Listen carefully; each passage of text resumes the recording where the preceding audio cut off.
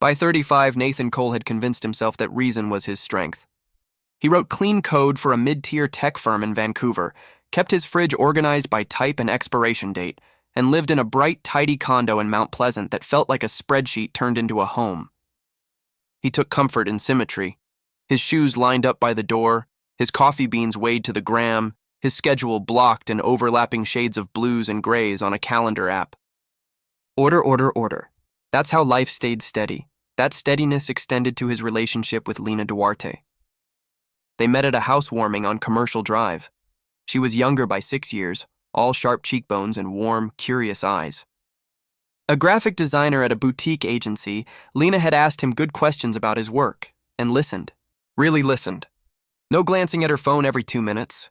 No drifting into autopilot. He liked that about her. Their arrangement was what Nathan quietly admired. Rational, sensible. They meal prepped on Sundays. Hiked the North Shore trails. Watched thrillers from Denmark under a shared blanket when the rain locked the city down. He wasn't sure he believed in the chaos of movie love. He believed in reliability and the shared dignity of two people taking care of each other. The crack showed up on a damp Thursday. Nathan ducked out of the office early, picked up Lena's favorite sushi from a place off Broadway, and let himself into her condo using the key she'd given him 9 months in. He always announced himself, even with a key. Lena, no answer. The room still held warmth from someone having just been there. A mug with tea leaves clinging to the glass. A cardigan slung over a chair, the glow of her laptop open on the counter. Soft as a nightlight, he shouldn't have looked. He told himself as much. But the desktop was a constellation of open tabs, and one caught his eye before he could turn away. A small chat window with the title River H. A profile picture showed a person with long dark hair, smoky eye makeup, and an expression that broadcasted a kind of bold calm. The most recent message pulsed with the bright blue of immediacy. River, can't wait to feel your hand in mine tonight. Lena, leaving now. N thinks I'm at a vendor dinner. River, you're going to tell him. We talked about this, Lena. I just need the right moment soon, I promise. Nathan's fingers hovered over the keyboard, the sushi bag clinging to his other hand. His heartbeat filled his ears, thudding like doors slamming. He scrolled. The thread stretched on for months. Pet names, plans, confessions, memes sent at midnight, hearts stuck onto them as casually as stickers. References to evenings in bed, laughter in kitchens, lipstick on a wine glass. But the content that hollowed him out were the mentions of him, the way Lena reduced him to an initial, as if he were a spreadsheet cell to be filled later. Lena, he's not unkind. He's just safe, River. Safe can be a cage. You deserve oxygen. Thursdays she claimed to be buried under a client deadline were marked with selfie angles from a loft that wasn't hers. That girls' weekend on Salt Spring Island? Photographs hinted at a different city skyline, different architecture, a misaligned truth. He scrolled until the words bled together. He took pictures of the screen without fully knowing why. Proof, insurance? His mind began cataloging, timestamps, locations, little betrayals, until the weight of it all pushed him into a chair. His phone buzzed. A text from Lena. Hey you. Dinner going long. Don't wait up. Love you. He could barely swallow the bitter laugh forming in his throat. He closed her laptop, placed it exactly as he'd found it, and left the sushi on the counter to go cold. For days, Nathan didn't confront her. Instead, he conducted a quiet, obsessive inquiry, the kind of deep dive he might perform on a bug he couldn't squash. He created a throwaway profile on Instagram under the name Elliot Gray. He followed River's feed where it was public. River's life was all edges and honesty. Gallery openings, community rallies, messy kitchen counters, unfiltered light. In several photos, there were clues. 2 cups on a windowsill, 2 shadows on a wall, a caption that read, City humming, my heart too. It wasn't a smoking gun. It was smoke everywhere. He checked the location history on the app he and Lena had agreed to use for safety. A feature he'd thought of as caring now felt weaponized. Blue pings marked her travels, evenings at an address in Capitol Hill, Seattle, not Vancouver. Nods to days she claimed to be in back-to-back meetings. He saw the story in data, and every dot felt like a betrayal that had been hiding in plain sight. He tried to follow River from Elliot Gray. Declined. He tried again from a spare. Gender-neutral profile he'd held for testing apps. Declined. Then a message landed in Elliot's inbox. River. Whoever you are, this is invasive and weird. If this is about Lena, try behaving like a grown-up and talk to her. Don't drag me into your fear. Blocked from Elliot. From Nathan's real account. He imagined Lena showing River his profile, his face, his company, his history, handing over the versions of him she found easiest to leave behind. The shutting of the digital door felt like an erasure he couldn't stand. A part of him he didn't recognize began to live in the shadow of his reason. It didn't want fairness. It wanted a reckoning. On the 9th day after the discovery at 2:14 a.m., Nathan booked a flight to Seattle. A cloud infrastructure conference would make a perfect cover story. His boss trusted him. Everyone trusted him. When he packed, he told himself a lie. He put a kitchen knife in his carry-on and said it was for protection. Protection from what? From whom? He zipped the bag closed and let the thought slide away like a dish into a sink. Lena noticed his distance and mistook it as an easing of pressure. I'm staying with Harper this weekend, she said over breakfast, eyes fixed on the table. She's going through something. He nodded. That's kind, he said. You're a good friend. Seattle greeted him with damp air and a skyline built on hills and reflections. He kept his head down, rented a car, and drove to Capitol Hill as evening pooled under the streetlights. River's building was exactly what their photos hinted at, a mid-century brick walk-up with generous windows, plants crowding the sills, the kind of place artists claimed when rent control still had teeth. He waited. At 8:23 p.m., River stepped out, laughter shaking their shoulders at something on their phone. In person, River had a vivid presence, a gravity that made Nathan feel moth-small. Grace and sharpness held in the same body. Lena hurried behind them, catching up with ease, slipping into touch like she'd never flinched from it. The happiness on her face was like light he hadn't realized she'd kept from him. Against the ache, something colder edged in. It whispered that reason had gotten him nowhere, that consequences were what made people take you seriously. It suggested that the weight in his pocket could even the math. He followed at a distance. They slid into a ramen bar on Pike, where windows steamed and neon flickered. Nathan stood out on the sidewalk as couples and friends slipped past, their laughter bouncing off glass. On his 6th cigarette in 2 years, he noticed his hand shaking only when he burned his knuckles on the filter. Inside, River reached across the table. Lena's fingers fit into theirs like an answer. When they emerged 90 minutes later, full and soft with good food, Lena kissed River under the sign with its red script and paper lanterns. Nathan stepped off the curb. River saw him first. Nathan. Their voice went low and sure. What are you doing here? Lena turned and froze, color draining from her face. Oh my God. He crossed the street with what he imagined looked like calm. His right hand stayed buried in his jacket pocket. We need to talk, he said. You flew here? Lena's voice pitched high. Are you out of your mind? River angled their body between him and Lena without hesitation. You're going to leave, they said. Or I'm calling 911. Do it. Nathan heard a stranger's voice come out of him. Tell them how you burned down my life and smiled while you watched it fall. You don't own a life just because you wanted it, River said. She doesn't belong to you. I have everything. Nathan pulled out his phone with his free hand and waved it like a flag. Every message.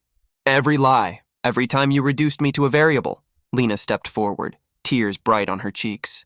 I never mocked you. I swear I didn't. You wrote, he's safe and it's killing me, Nathan said, the words tearing out. After 2 years. After I showed up for you every single day. A ripple of attention moved down the sidewalk. A couple of people slowed. A man in a beanie already had his camera aimed. Somewhere a laugh cracked the air like lightning. Nathan, River said softly now.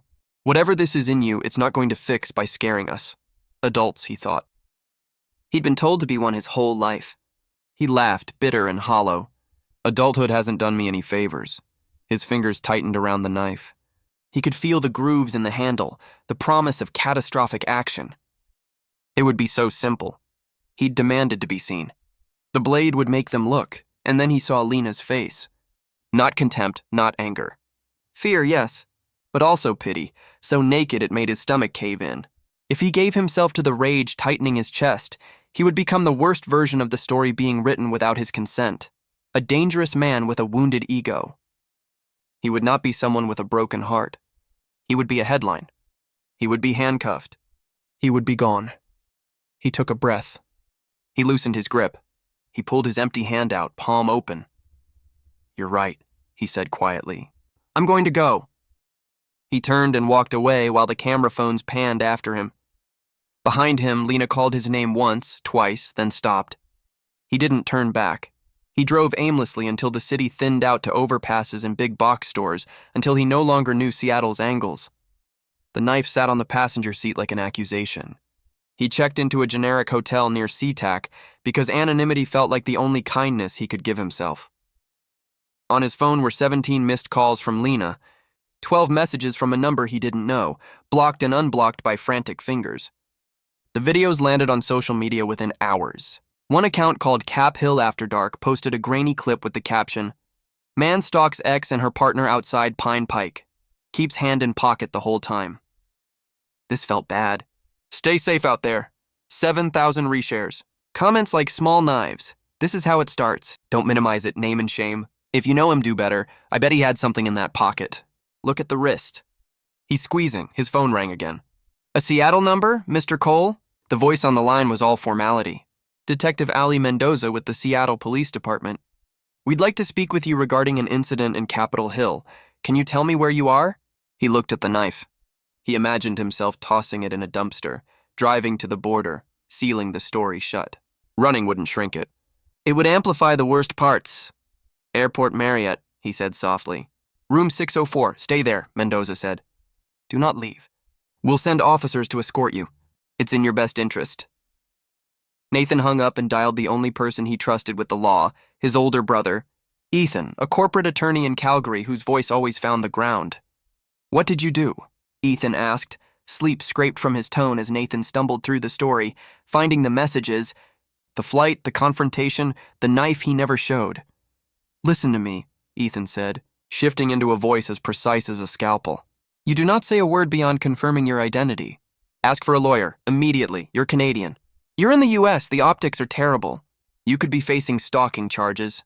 If they ask you about a weapon, you say nothing. You don't explain. You don't rationalize. You wait. Ethan, I didn't... You flew across a border to find someone who blocked you. You had a knife in your pocket. Nathan, do not talk." A pause. Softer. "I'm going to call a criminal attorney I know in Seattle. She'll meet you there. Just breathe." Uniformed officers knocked 20 minutes later. The handcuffs were gentle but unarguable. They guided him through the bright, indifferent lobby and out into a city that no longer felt like air. In the back of the police car, he watched the night collapse into the station's fluorescent light. Faces turned to paperwork. Rooms turned to edges.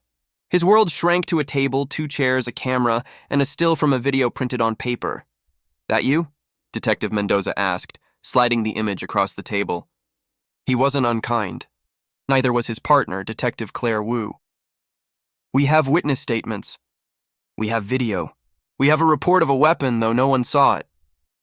Nathan looked at his face captured mid-anger, mid-break. He said the only thing his brother told him to say. "I want a lawyer." The detectives nodded. "We'll get you one," Wu said, standing. "Do you need water?" He said yes and sipped it like it was the last thing in the world that wouldn't hurt him. Marissa Ortega arrived at dawn in a navy blazer and a presence that refused to be ignored. She specialized in making bad nights survivable. She placed a legal pad on the table, clicked a pen, and looked him over. "Tell me what you think I need to know," she said. "Nothing more." Nothing less. He told her about the flight, the sidewalk, the pocket, the knife he never pulled. He tried to explain intent and heard his own voice trip. "Stop," she said, palm up. "Don't say why you brought it. Don't describe mental states. I can construct a narrative that you put a knife in your bag because you were nervous traveling alone in a new city. I can't fix it if you give prosecutors your interior monologue on a silver platter." He nodded, his body suddenly so tired he could have fallen asleep sitting there. "Good news," Ortega said, matter of fact. "Lena and River have indicated they don't want to press charges beyond what the state pursues. They want you away from them. That matters. You have no prior record. Also matters. Bad news. The video reads as threatening, and the internet has already labeled you. The fact that River is trans opens the door for a bias enhancement if a prosecutor wants to be aggressive. We'll argue this isn't about River's identity. It's about a breakup. But I'm not going to lie to you, the optics are ugly. What happens now? Nathan asked. Right now we negotiate. We see what the city attorney wants. And we hope, she said, that hotel housekeeping didn't stumble on anything in your room. They did. The knife was found by staff doing a courtesy check and turned over. It was one more weight on the wrong side of the scale. By noon, Ortega came back with a settlement Nathan didn't deserve and couldn't believe. Misdemeanor harassment, she said, sliding a folder toward him. 6 months probation, a $5,000 fine, 20 hours of community service, mandatory anger management, a 5-year protection order barring you from being within 500 feet of either Lena Duarte or River Hale. No felony. No jail time if you comply. If you don't, the deal collapses. What about work? He asked, the desperation in his voice unfamiliar and sharp. You'll have to report this to your employer. They may terminate you, Ortega said gently. And consider your border crossings complicated from now on. U.S. immigration can and will flag you. Nathan, listen to me. This is a path out. Take it. Then go home and change the parts of your life that brought you to this table before they take you somewhere worse. He signed. It felt like hemorrhaging and relief at once.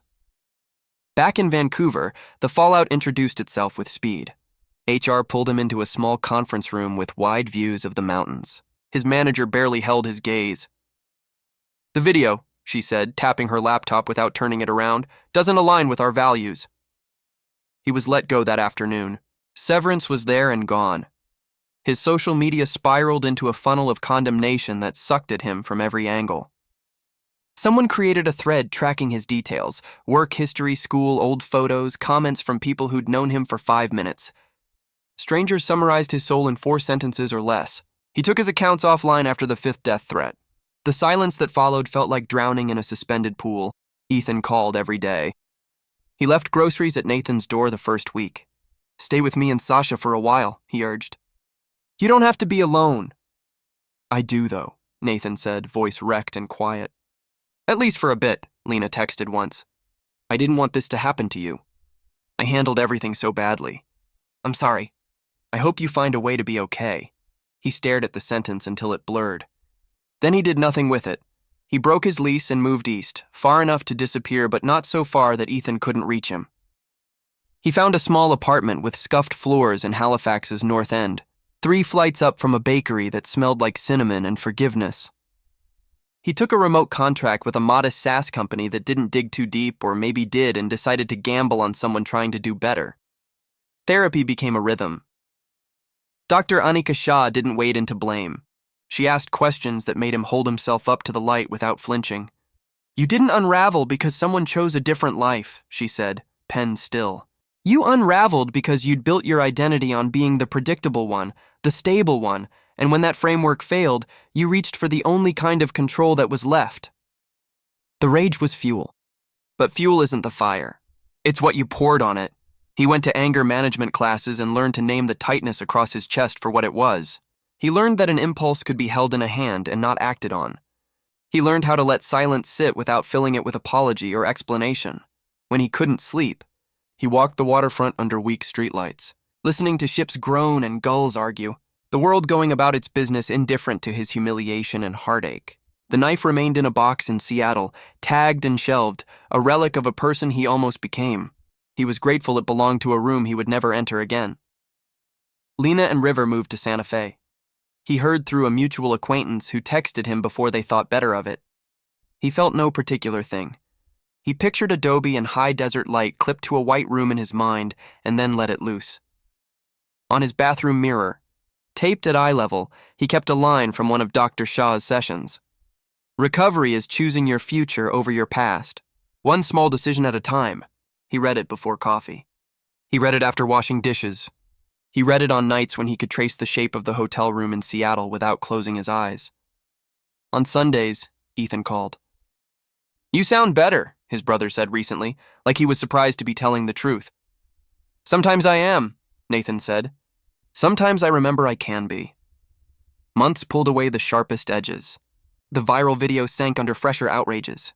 Occasionally, a stranger squinted at him at a grocery store, and he braced, and nothing happened.